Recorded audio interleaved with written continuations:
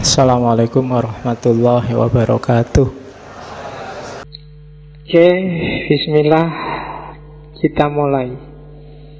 Pertanyaan-pertanyaan besarnya para filosof tentang kebahagiaan itu kurang lebih itu.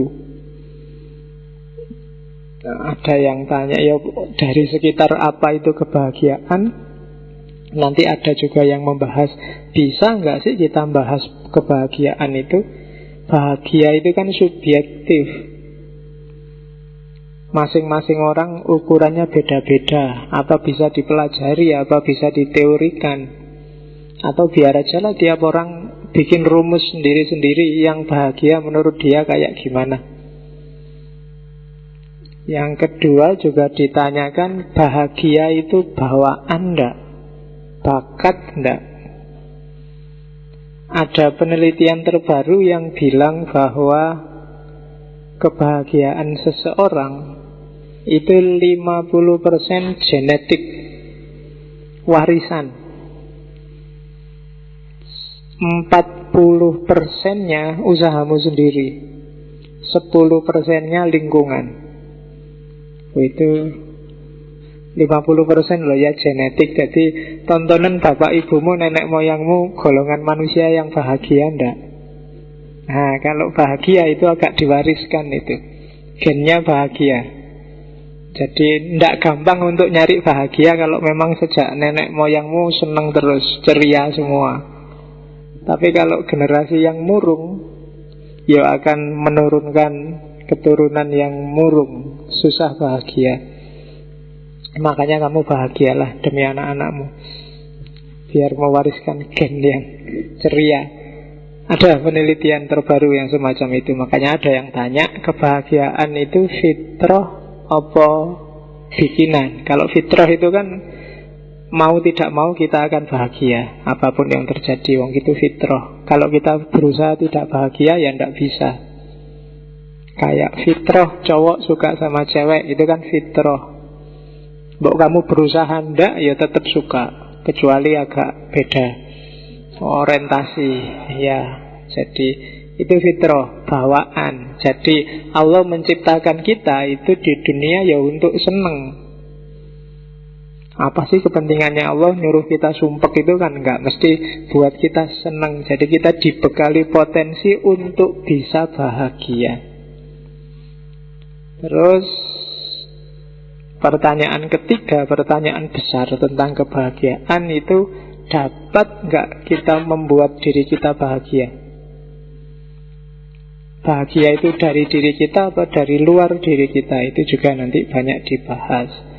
Banyak orang nyari bahagia dari luar dirinya. Rata-rata selalu begitu. Kamu kalau ditanya, apa sih yang membuatmu bahagia? Itu mungkin 90% jawabannya di luar dirimu. Kalau uang banyak pak, pacar cantik pak, atau nilai bagus pak, selalu ketemunya di luar. Apa iya? Nah itu nanti dibahas. Terus siapa sih yang disebut orang bahagia itu? Itu juga nanti dibahas. Apa yang tiap hari cengenges-cengenges ketawa? Loh iya kan? Kamu kan tiap hari cengenges. Kalau ditanya kamu sekarang bahagia enggak? Mungkin kamu masih mikir loh jawabnya. Sebentar pak, bahagia. Tapi duit pak, duit. Akhir tahun mepet ini. Ya kan? Duitnya banyak, tapi besok keluar sama siapa ya pak? Mosok cowok-cowok terus pak, sekali-sekali ganti. Ya kan? Kamu kan, ya jadi siapa sih orang yang bahagia itu? Yang duitnya banyak, jabatannya tinggi. Jabatan tinggi itu bagi saya malah nambah sumpek. Uang banyak juga nambah mikir kan? Kalau uangmu sedikit, begitu buka dompet, alah mau nggak mau angkringan. Ya kan? Nggak pakai milih, nggak pakai mikir. Coba duitmu banyak, kamu lah mikir, wah ini restoran mana, ini aneh-aneh. Tapi begitu sedikit, kan nggak mikir, kamu lebih simpel, lebih hemat energi. Jadi ya siapa sih orang yang bahagia? Terus mengapa sih orang kok bahagia? Dan pertanyaan puncak biasanya, apa apa sih yang bisa membuat kita bahagia itu? Itu pertanyaan-pertanyaan utama. Kalau kamu besok bikin paper tentang kebahagiaan, cara paling gampang, jawablah pertanyaan-pertanyaan ini. Menurutmu, apa sih kebahagiaan itu? Pertanyaan kedua, bisa dibahas nggak? Bisa diuraikan nggak? Kalau nggak bisa, ya berarti tulisanmu mandek di poin kedua. Selesai. Nggak jadi nulis, wong nggak bisa dijelaskan kok dipaksa kan nggak bisa. Kalau bisa, kayak gimana cara menjelaskannya? Terus, kebahagiaan itu bawaan nggak? Fitrah nggak? Atau sebenarnya itu hasil upaya manusia? Terus yang ketiga, apa saja yang membuat kita bahagia, yang membuat orang lain bahagia? Yang keempat, orang bahagia itu cirinya apa sih? Dan yang kelima, ya apa yang membuat kita bahagia? Oh, yang tadi pertanyaannya bisa nggak kita bahagia? Terus yang terakhir, apa yang membuat kita bahagia? Itu pertanyaan-pertanyaan utama. Cuma malam ini kita tidak akan bahas sedetail itu satu-satu karena ngajinya filsafat. Ya kita ambil beberapa aliran dalam filsafat yang berteori tentang kebahagiaan. Yang pertama sebelum masuk ke teori, kenapa sih tadi ditanyakan bisa nggak kita membahas kebahagiaan? Ada dua kesulitan besar. Yang pertama, problem of pursuit. Jadi problem nyari. Jadi kebahagiaan ini problematis. Kebahagiaan itu ada namanya paradok hedonism. Itu teorinya John Stuart Mill. Katanya Mill, hedonism, kebahagiaan itu semakin dicari, semakin susah untuk didapatkan. Sama kayak Tuhan. Tuhan itu semakin kamu nyari, capek keluar, dia semakin susah kamu temukan. Karena Tuhan tidak pernah hilang. Kebahagiaan juga tidak jauh sebenarnya darimu. Jadi kalau ada orang ngomong nyari kebahagiaan, itu alamat kebahagiaan masih jauh.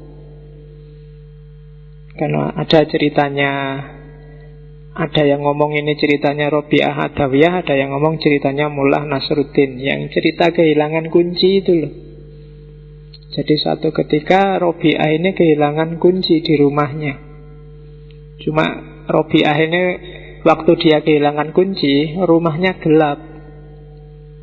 Ya mungkin PLN-nya mati, telat bayar. Nah, karena gelap susah toh nyari kunci di dalam rumah. Terus dia keluar, diketawain sama Hasan Basri. Kamu itu kok lucu toh, kunci hilangnya di dalam rumah, kok nyarinya di luar rumah? Jawabannya Robiah, lah di dalam rumah gelap tak cari keluar, di luar kan terang. Ya. Terus Hasan Basri jawab, lah kamu kok bodoh toh yo? Kalau hilangnya dalam rumah, rumahnya gelap, ya rumahnya dibikin terang, nanti kan kuncinya ketemu. Terus Rabi'ah bilang, oh iya ya, berarti rumahnya kan yang dibikin terang, bukan kamu keluar nyari tempat terang. Maksudnya apa? Ya kebahagiaan itu ada dalam dirimu. Tengok ke dalam, kok nggak ketemu di dalam, berarti rumahmu gelap. Bikin terang. Jangan keluar nyari yang terang. Di dalam, di luar yang terang itu ndak ketemu kunci kamu. Ya memang di sana terang, kamu bisa lihat apa-apa, tapi kuncinya ndak ada di situ. Kuncinya ada di dalam. Cari dalam dirimu. Temukan, ambil dalam dirimu. Nah itu kalau di Mill ada teori namanya paradok hedonism. Semakin kamu cari kebahagiaan itu, dia akan semakin susah kamu dapatkan. Tenang aja, kamu lihat ke dalam nanti ketemu kok. Karena sesuatu yang dikejar-kejar itu biasanya lebih susah untuk didapatkan. Nah, itu agak paradok memang. Silahkan kamu cek sendiri dalam hidupmu. Setiap kali kamu bertekad mengejar, itu biasanya wabot untuk dapat. Saya pingin tahun ini targetnya, itu biasanya berat sekali. Seminggu ini Pak, saya pingin menyelesaikan tulisanku Pak, biasanya malah nggak jadi. Tiap kali pegang laptop baru mau mulainya ya, terus besok aja lah kalau dapat bahan lagi besok. Biasanya malah nggak jadi. Tapi begitu kamu nggak ngerencana, tiba-tiba pegang laptop nulis jadi. Itu namanya paradok hedonism. Ini yang bikin kebahagiaan itu susah dijelaskan. Semakin akan dijelaskan dia semakin jauh, karena setiap orang beda-beda. Problem kedua adalah problem predicting. Problem memprediksi kebahagiaan. Jadi kan kalau kamu bilang, Pak, saya mau nyari kebahagiaan, terus orang kan tanya, lah apa sih yang akan membuatmu bahagia? Dan jawab pertanyaan ini tidak gampang. Nanti ada namanya problem of predicting. Problem of predicting. Jadi problem memprediksi. Mungkin kamu yang tidak punya pacar akan bilang, Pak, kalau saya punya pacar bahagia mesti Pak. Apa iya? Kalau saya nggak dapat pacar Pak, mesti sumpek aku Pak. Apa iya? Tidak gampang loh kamu memprediksi apa yang bisa membuatmu bahagia atau apa yang membuatmu tidak bahagia.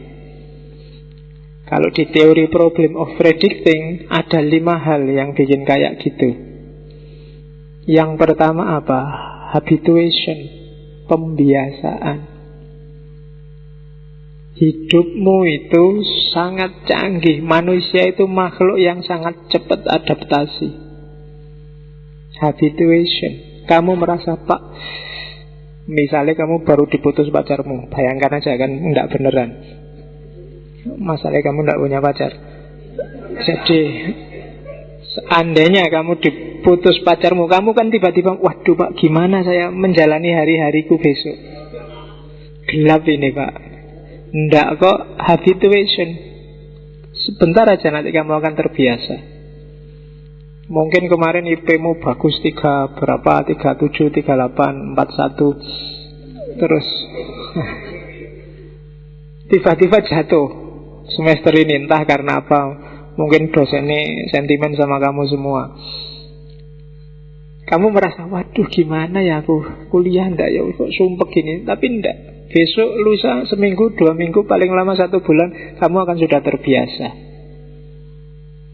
Jadi susah memprediksi ketidakbahagiaan, kesenanganmu di mana. Pacar yang semula mungkin baru nembak, baru diterima, seneng luar biasa. Tapi saya yakin sak suwe-suwe ini 1-2 tahun sudah biasa aja. Kalau kemarin awal-awal nggak di SMS sehari aja kamu marah-marah, sekarang nggak di SMS 3 hari, peduli amat.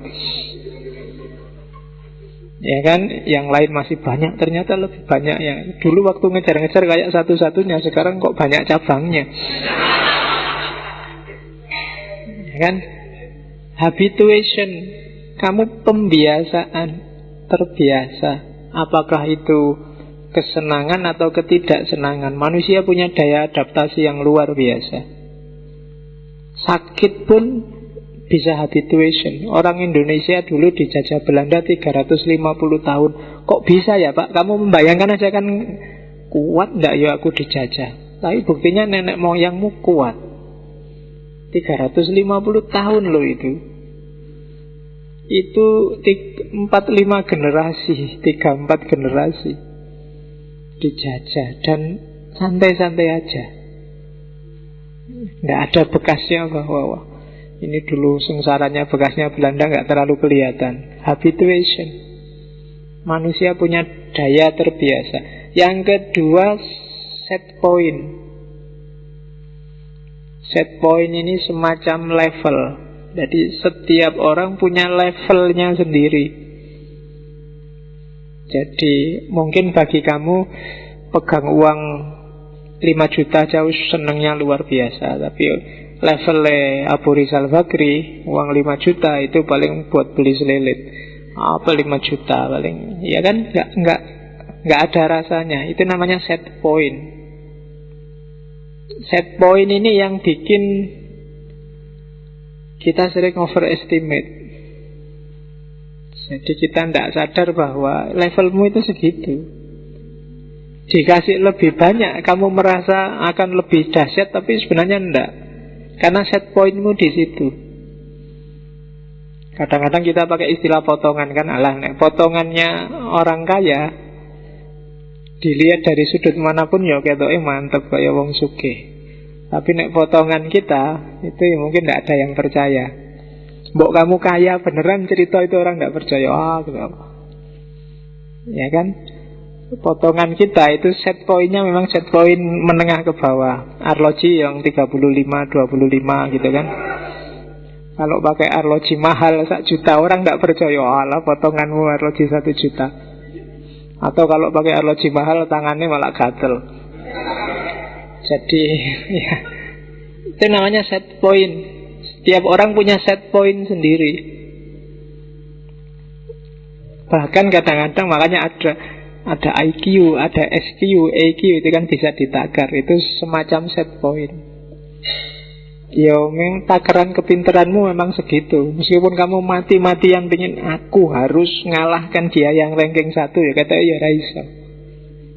Itu sudah set point. Yang ranking 1 kadang tidak belajar aja ya tetap ranking 1. Kamu yang tiap hari mati-matian pengen nyalip nggak nyampe-nyampe. Di psikologi ada namanya set point.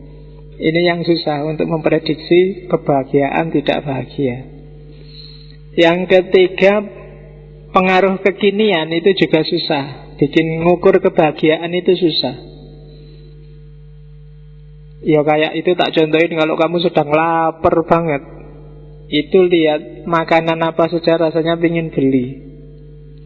Tapi kalau sudah kenyang, lihat makanan kayak apapun nggak mau beli. Itu kan kondisi kekinian. Kalau sedang marahnya luar biasa, cewek sejak apapun nggak menarik bagimu, karena sedang marah. Sama dalam banyak kasus, mungkin kamu sedang jengkel luar biasa, sedang cinta luar biasa, sedang rindu luar biasa, ya cara mikirnya nggak normal. Yang bikin kamu bahagia ya nggak normal. Kamu sedang kangen luar biasa, mbok sekedar foto apa sandal apa tulisan apa SMS bikin kamu bahagia luar biasa. Nah, itu namanya apa? Kondisi kekinian. Jadi nggak bisa, misalnya kamu sedang kangen luar biasa, terus lihat sandalnya yang dulu ketinggalan di depan rumah. Wah, sandal Leo bikin aku teringat padamu. Itu kan bukan parameter. Kamu nggak bisa berteori bahwa lihat sandalnya pacar itu bikin bahagia. Kenapa? Karena itu rasa itu muncul dalam kondisi kekinian yang tidak selalu begitu. Kalau sudah bolak-balik ketemu ya tidak butuh sandalnya lagi, mbok sandung-sandung sandalnya, mbok buang-buang, mbok injek-injek nggak masalah. Tapi ketika kangen, sandal jadi berharga luar biasa. Terus yang keempat, susah memahami imunitas emosi. Imunitas emosi itu agak mirip dengan habituation tadi. Jadi sejauh mana kamu tangguh menahan rasa sakit itu beda-beda. Kadang-kadang ada orang dihina kayak gimana tidak masalah, tapi disenyumi dikit agak sinis, marahnya luar biasa. Nah, itu kan imunitas emosi ini susah diprediksi, diukur susah. Jadi sehingga kamu berteori mana yang bikin orang bahagia, mana bikin orang tidak bahagia, itu tidak gampang. Oke, dan yang terakhir, susah memahami gambar yang lebih besar. Setiap orang mikirnya selalu sudut pandang yang dia hadapi saat ini. Ya kayak tadi loh, kamu diputus pacarmu, seolah-olah dunia gelap. Padahal urusan pacaran itu kan hanya satu wajah dari seluruh kehidupanmu. dari gambar besar hidupmu. Tapi jatuh di situ saja, seolah-olah hidupmu jatuh semua. Kuliah itu hanya satu sisi dari keseluruhan hidupmu. Tapi begitu kuliah gagal, kan seolah-olah hidupmu gelap, masa depanmu selesai. Padahal tidak, itu hanya satu sisi. Banyak orang yang tidak kuliah dan sukses. Tapi kan kamu dijelasin gitu juga susah. Gelap masa depanku Pak, kan gitu. Ya kuliah lagi nyari yang lain, tidak bisa. Sama kayak pacaran tadi kan. Siapa lagi Pak, ini sudah mati-matian, terlanjur ku berikan semua misalnya. Seolah-olah semua urusan jadi ruwet gara-gara itu. Padahal itu hanya satu aspek saja. Masih banyak aspek hidup yang lain. Kalau ada melihat apapun itu, ingatlah bahwa itu hanya satu sudut pandang, satu aspek. Maling itu satu aspek ketika dia maling. Ketika dia pulang, bantu istrinya masak, nyuci beras, nyapu-nyapu, ya dia bukan maling. Rampok juga gitu, dia jadi perampok ketika dia merampok. Makanya kan ada hadis itu kan, tidak berzina ketika dia berzina, wahuwa mukmin. Jadi orang mukmin nggak mungkin berzina. Ketika dia berzina berarti dia bukan mukmin. Selesai berzina ya mukmin lagi. Karena ada hadisnya yang kayak gitu. Jadi itu menunjukkan bahwa hidup ini multidimensi. Tadi di kantor korupsi, itu kan sisi dia ketika korupsi. Pulang terus ke masjid nyumbang orang berapa ratus juta. Itu sisi baiknya dia. Tapi dia juga punya sisi gelap. Dan itulah hidup. Cuma orang sukanya mengeneralisir. Berarti memang dia koruptor. Sementara yang di kampungnya ngerti dia nyumbang banyak. Dia bukan koruptor tapi dermawan. Sebenarnya semua benar. Dia korupsi waktu di kantor dan dia dermawan waktu di masjid. Jadi itu gambar besar. Ini yang bikin ngomong kebahagiaan itu tidak simple. Jadi manusia itu sangat kompleks, sangat rumit. Karena Allah sudah bilang, pelajarilah alam semesta dan manusia.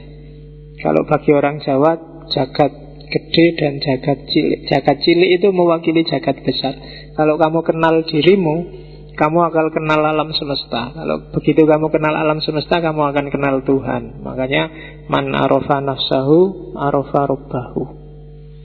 Oke, jadi itu pengantarnya. Maka kalian tidak usah bingung kalau kapan-kapan belajar filsafat kebahagiaan. Teorinya banyak sekali dan macam-macam. Yang kita tampilkan malam ini hanya sebagian kecilnya saja. Mungkin saya ambil 2 kutub besar. Yang pertama namanya hedonisme, yang kedua namanya eudaimonisme. Nanti kita lihat apa isinya. Oke. Yang fase pertama sekarang, hedonisme. Istilah ini sering kamu pakai kalau ada orang pinginnya seneng-seneng terus, kamu sebut dia hedonis.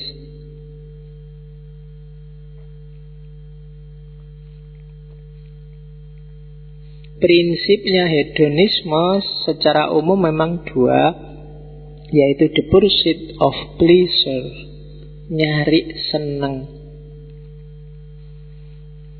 Jadi seneng itu jembatan paling gampang untuk menuju bahagia. Dan bagi orang hedonis, seneng itulah kebahagiaan. Tidak mungkin dibalik. Tidak mungkin jadi seneng itu kebahagiaan atau jalan menuju kebahagiaan. Tapi tidak seneng, itu tidak mungkin kamu nyampe ke kebahagiaan. Oke. Jadi bahagia itu apa sih? Seneng itu apa sih?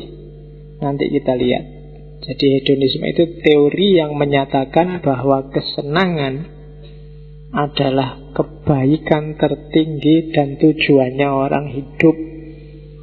Orang hidup itu tujuannya ya nyari seneng. Nggak ada. Seperti tadi kamu tak tanya, siapa yang nggak pengen bahagia? Sama kalau kamu, siapa yang nggak pengen senang? Semua pengen senang, pengen pleasure. Baik yang jalan-jalan tadi di luar maupun yang ngaji hari ini. Kalau kamu ngerti ngaji ini, ngaji itu nggak seneng, nggak enak, ngantuk, pasti kamu nggak akan datang ke sini, atau seandainya datang mesti kepeksa. Setiap orang nyari seneng, katanya orang hedonis. Ada jargon yang sangat terkenal dari tokohnya hedonisme, Epicurus. Dia bilang, life is good, make sure to enjoy it. Hidup ini bagus, hidup ini indah, pastikan kamu menikmatinya. Banyak loh orang yang lebih milih bersusah-susah, lebih milih ndak enak, lebih milih yang sumpek-sumpek. Ndak, hidup ini indah kok, nikmati aja. Hidup yang serba pesimis, hidup yang serba curiga, hidup yang selalu melihat orang lain sebagai lawan, sebagai musuh, sebagai rival, kamu nggak bisa menikmati. Nikmatilah. Ya nanti ada teori-teorinya gimana caranya menikmati hidup menurut orang-orang hedonis. Jadi life is good, make sure to enjoy it. Nikmati hidupmu. Umur kita ndak panjang, ya kan? Kalau katanya orang Jawa, hidup itu mampir ngombe, ya kan? Ya sambil ngombe, minum ngombe sing enak-enak, tapi jangan ngombe yang ndak enak. Sambil beli-beli gorengan, sambil nongkrong, sambil ngombe. Jadi dinikmati sebentar, tapi nikmat. Sebenarnya Allah menciptakan manusia kan itu sebagai khalifah. Wakililah Allah di muka bumi. Nikmatilah semua fasilitas yang diberikan Allah di muka bumi. Kan itu sebenarnya dalilnya orang hedonis. Life is good, make sure to enjoy it. Kita lihat satu-satu pikiran tokoh-tokohnya. Hedonisme lahir Yunani yang jelas, yang mengembangkan beberapa di antaranya murid-muridnya Sokrates. Antara lain yang pertama namanya Aristippus. Katanya Aristippus, keutamaan jadi hidup yang baik, hidup yang utama itu adalah mencari yang baik. Yang baik itu apa? Yang baik yang bikin senang. Semua yang berbuah kesenangan itu berarti baik. Jadi parameternya simple kalau di Aristippus. Ada apapun coba kamu cek, nanti hasilnya menyenangkan ndak? Kalau hasilnya ndak menyenangkan, pasti itu jelek. Kalau menyenangkan itu baik. Jujur misalnya, kamu kan kadang bingung, Pak kok rumit ya Pak, ada jujur yang boleh, ada jujur yang ndak boleh. Kan kamu sering diceritain gitu. Ukurannya boleh, yang ndak boleh gimana Pak itu Pak? Simpel kalau katanya Aristippus. Hasilnya menyenangkan nggak? Enak nggak? Kalau hasilnya menyenangkan berarti itu boleh. Kalau ndak menyenangkan berarti ndak boleh. Ngomong apa adanya itu kan bagus, tapi kadang-kadang juga jelek. Ngukurnya gimana? Hasilnya aja, menyenangkan nggak? Ada temenmu misalnya gondut, tubuhnya besar, terus kamu, halo ndut. Nah, itu kan hasilnya nggak menyenangkan. Meskipun jujur, kamu ngomong, loh salah saya apa? Saya ngomong apa adanya kan. Cuma itu ndak menyenangkan hasilnya. Kamu kehilangan teman, dia marah, dia tersinggung. Berarti apa? Meskipun kamu jujur ngomong apa adanya, tapi jelek, ndak utama itu berarti.